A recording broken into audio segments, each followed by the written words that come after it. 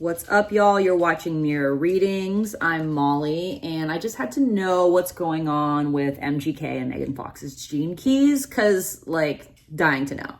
And there is a lot going on. There's a lot I like about them as a couple, but, like, TLDR, they cannot be monogamous, okay? Whether that's mostly from his direction, which it seems like, okay? Or also maybe from her direction. Maybe, you know, Megan, you might enjoy the company of other gentlemen. Is that possible? Because if y'all could be non-monogamous, you would be the ultimate power couple. Let's get into it.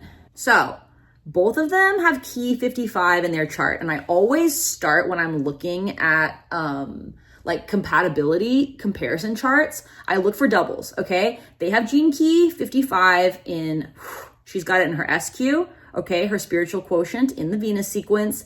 He's got it in his EQ, okay? His emotional quotient.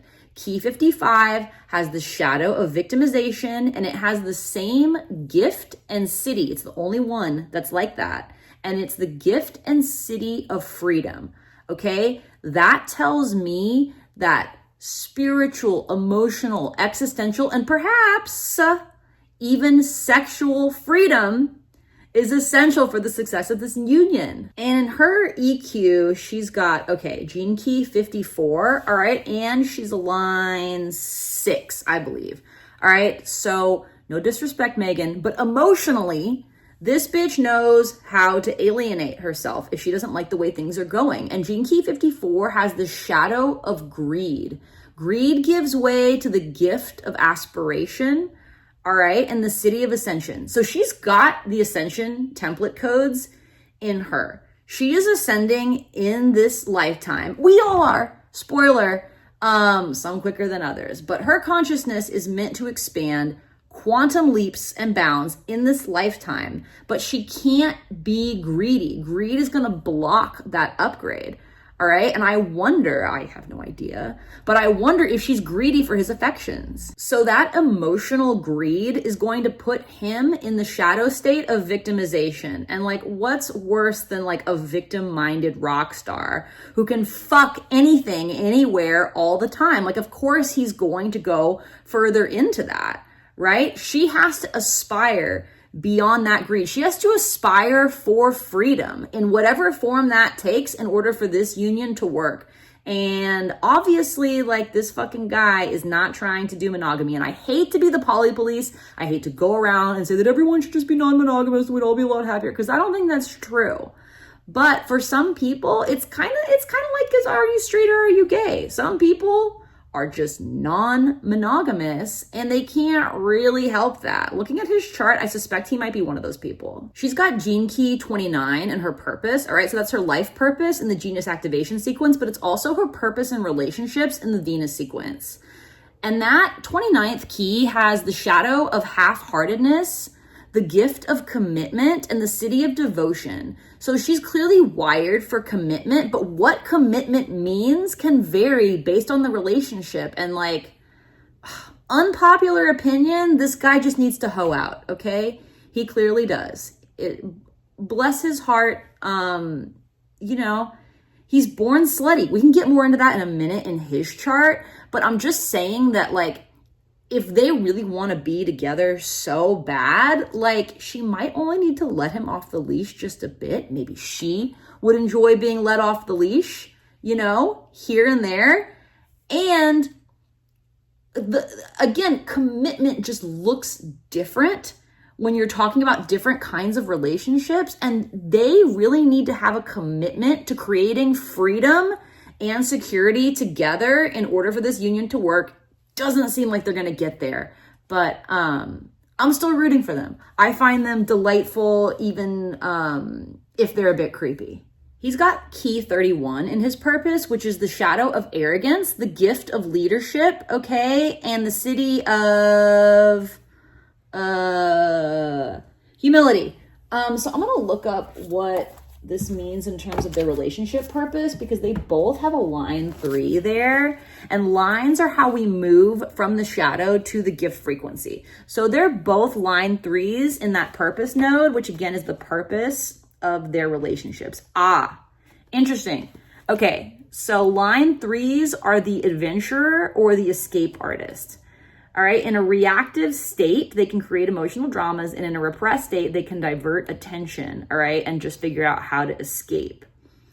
So if they could make some kind of non-monogamous configuration an adventure rather than like a way of checking out, I like them together. They can make it work. So what else does it say about this? The inner strength of the adventurer is laughing at yourself, and the outer strength is being able to accept the feelings of others, all right? I think that's the most challenging thing about negotiating non-monogamy, is just that fear of like having feelings for others. Like it starts with accepting the fact that, you know, we're going to be attracted to other people and we might want to act on those feelings. Maybe that's not the end of the world.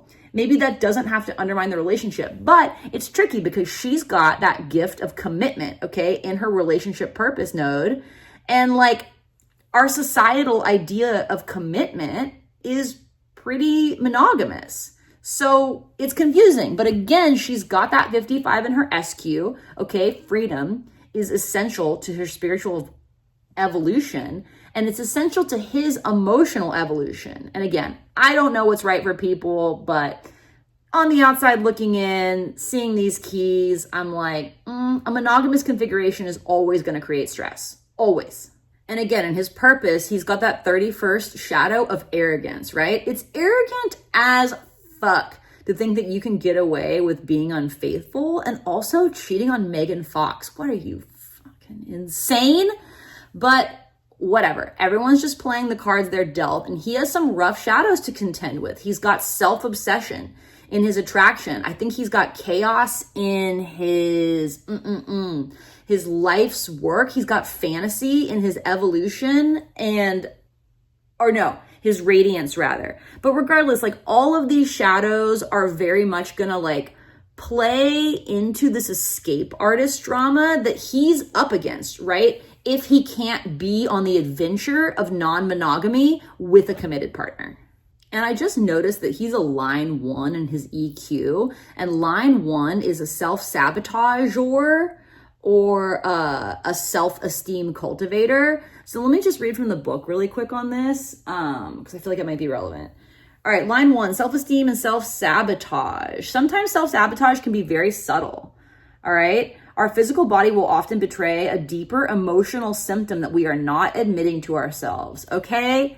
Hello? Just admit to yourself, Kels, that you're a fucking whore. Megan, it's okay for him to be a whore. It's okay for you to love a whore. It's fine. I use that word jokingly, by the way. But in order to build self-esteem, those EQ line 1s really need to make the mistake of sabotaging over and over and over again in different ways.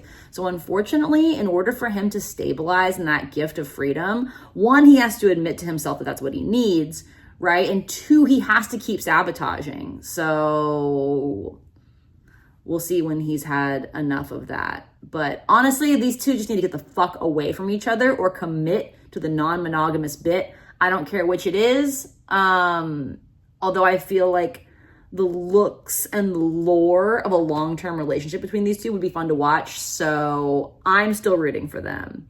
I'm Molly, you're watching Mirror Readings. Thank you so much for visiting my channel. And if you want to get a Gene Keys reading with me, hit me up. mirrorreadings.com. All subscribers to this channel save 15% on my offerings. And if you have questions, comment, concerns, or something burning deep inside you that you're just dying to share with me, do it. Email me, mirrorreadings@gmail.com, and we'll see y'all next time.